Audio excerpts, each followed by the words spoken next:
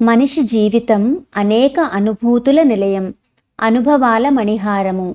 సమాజంలోని వ్యక్తులతో అనుబంధాలు పూల అల్లికలలా అందంగా సుగంధభరితంగా నెలకొల్పుకోవాలి. అందుకు ప్రపంచం అంతా నిండి ఉండే ప్రేమ, శాంతి, మంచితనమే తోడ్పడతాయి. హృదయంలో పేరుకునే అయిష్టాలు, నిరాశలు వంటి వాటిని తుడిచివేసి వాటి స్థానంలో శాంతి పుష్పాల పరిమళాలను ఆస్వాదించడం సాధన చేయాలి. హృదయ క్షేత్రములో పుట్టి మంచితనం అనే ఎరువుల బలాన్ని స్వీకరిస్తూ దాని ఉనికినే ప్రశ్నించే విషపు మొక్కల పట్ల అప్రమత్తంగా ఉండాలి. బలహీన క్షణంలో మంచితనపు మొక్కలను అవి కబళించక ముందే మనమే వాటిని పెకిలించి వేయాలి. అసూయ, అసహ్యం, అరాచకం వంటి నీచ గుణాలే కలుపు మొక్కలు. అవి చొరబడకుండా మనం ఆధ్యాత్మిక జీవనమనే కంచె వేసి కాపాడుకోవాలి. అనుక్షణం మనకు కొత్త ఆలోచనలు వస్తూ ఉంటాయి. ఆదర్శవంతంగా జీవించాలని, నలుగురి మెప్పు పొందాలని మనం ఆశిస్తాము. అందుకు మనసు సహకరించకపోతే అడుగులు ముందుకు పడవు. మనసును మనం మంచి చేసుకుని పని సాధించుకోవాలి. మనసు మాట వినని మరీ అంత దుశ్శీలి కాదు.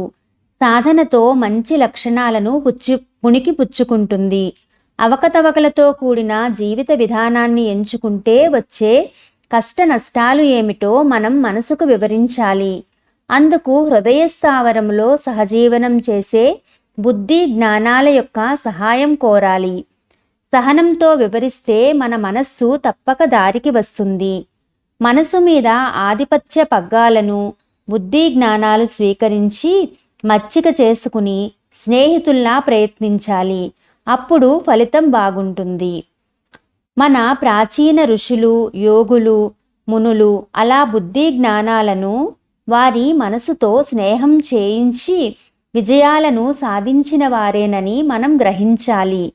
బుద్ధి జ్ఞానం ఉన్నవారు అటువంటి పాడు పని చేయరు అన్న దూషణ వాక్యం మనం విని ఉండేవారము. బుద్ధి జ్ఞానాలు ఉపయోగించకుండా బాధ్యత అంతా మనసుపై పెట్టినప్పుడు మనస్సు తీసుకునే నిర్ణయాలు అంత పరిపక్వంగా ఉండవు. జీవితంలో అపజయం పొందిన వ్యక్తి తన మనసును కష్టపెట్టుకుంటే దాని వలన ఎటువంటి ఉపయోగము ఉండదు.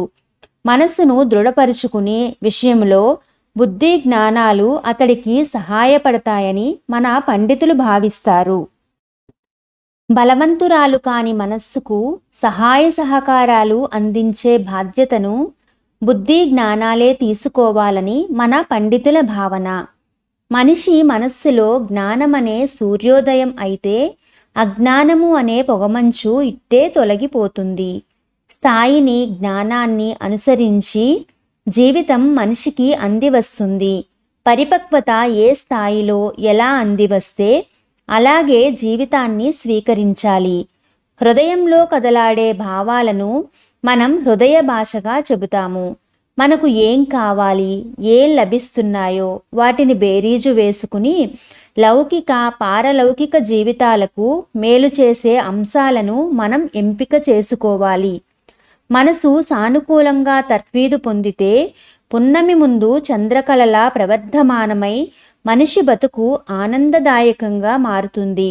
అది ప్రకృతి ధర్మపరమైన మనిషికి ఇచ్చిన వరము, వాగ్దానము.